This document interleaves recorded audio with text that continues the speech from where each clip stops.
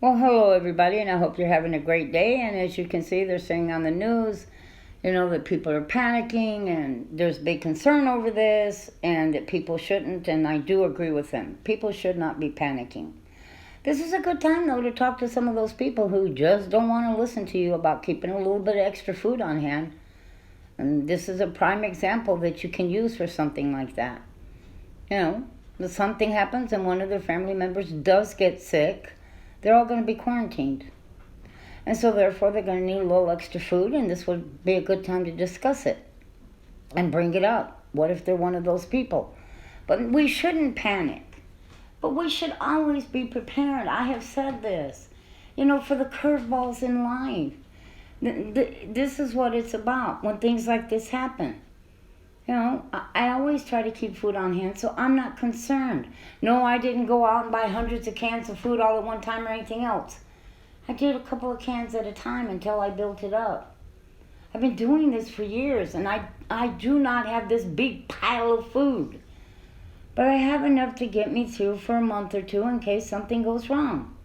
Like I said, a lost job, an illness, a breakdown of a vehicle, something. And then, of course, I do carry extra beans and rice. That's kind of a backup in case, I have a financial crisis in my house. I have said this before.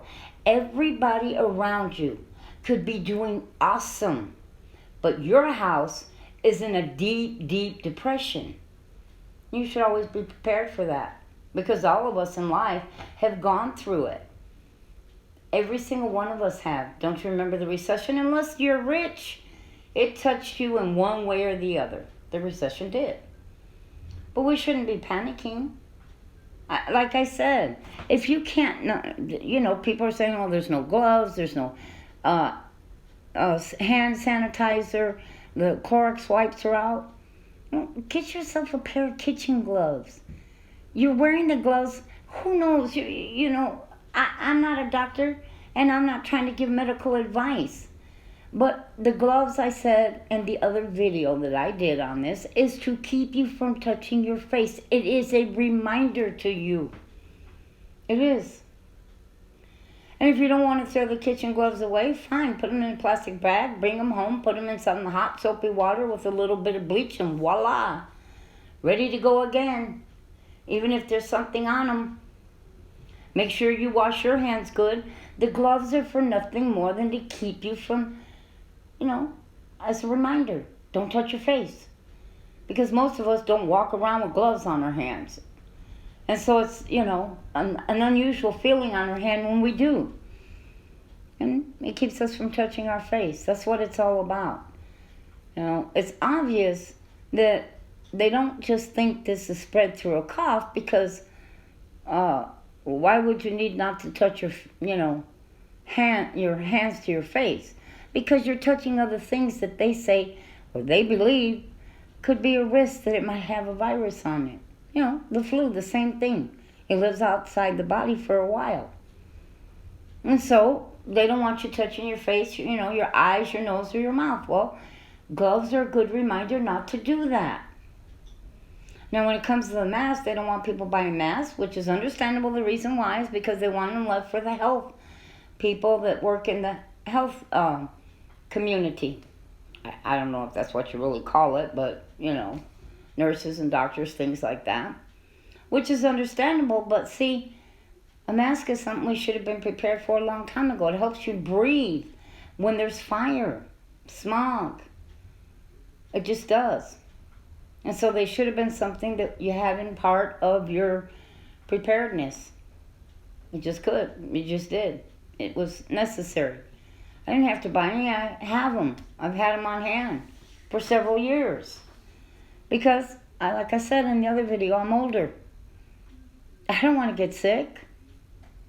And so you prepare not to get sick. There's flus out there every year. Don't panic. Do not panic, please. Stay calm. Panicking could be far worse. They could wipe out the whole stores. That's not good either. Storing food and stocking food is something you do over time. And You know, people aren't going to miss 2 extra cans of peas that you buy at the store, or 3. But they're going to miss when people start running in the stores and buying hundreds and hundreds because they're scared. And there's no need to be scared. Stop and look at how few people have actually got sick from this. And most of them have been from ships that have been to other places. Yes, it may get worse. Yes, it may be true. We may not know everything. And I know there's people out there that, oh, well, they're not telling us the whole truth. Well, you know, we have our common sense still. We do. And we know how to take precautions and be careful. We do. Like I said in the other video, you know, get a family member to do some of the shopping. Pick one person. Designate one person. You know, keep your distance from people when you're out. I watched it on the news, and they're showing these people that are going into Sam's Club in different places and buying all this kind of toilet paper. They got these huge lines, and people are inches from each other. Inches. And I'm sitting here saying, I don't think that's a good thing. And all because they're panicked? I got to get toilet paper. Something disastrous may happen and I'll be stuck. And so you go out like that and do what? You can't go out and keep your distance from people like maybe you really should, because everybody's panicked and they're all running to get their toilet paper and, you know, their hand sanitizers. And what? Maybe make the situation worse? Because other people want to buy it, now they can't get it because there's none there because everybody's buying it up. Stocking and storing is something you do over time, and you do not have to prepare, you know. I don't know how long these people are preparing for, but show tells me I know how long they'll prepare for. They'll prepare for it until this blows over, and they'll go back to their same old ways like they used to. And the next thing that comes along, they'll panic again. Whereas if you took life as it comes and take care of things and have things put away, you don't have to worry. If your car breaks down and you can't afford groceries, oh well, you got groceries. You got toilet paper. If you lose your job and you're in between jobs and you're looking for another one, you got food to eat. You got food to get you by. But, you know, I don't know if people ever learned. They didn't learn from the recession. We shouldn't have people anywhere today in this country that doesn't have at least a month's supply of everything. They should. But yet they don't. They didn't learn anything from the recession. And if you've got people out there that haven't learned and you've been talking to them, this would be a good time to let them know. For the curveballs in life. It's the best way to explain it. Because we never know when a curveball is going to happen. This is a curveball. What you're seeing happen right now is a curveball of life. And we should be prepared for any kind of curveball. Doesn't matter what it is. And so this is something that I don't want you guys to panic over. Take it calm. Do not be afraid. There's not that many people that have gotten sick from it yet. They really haven't. They just haven't. This is hype.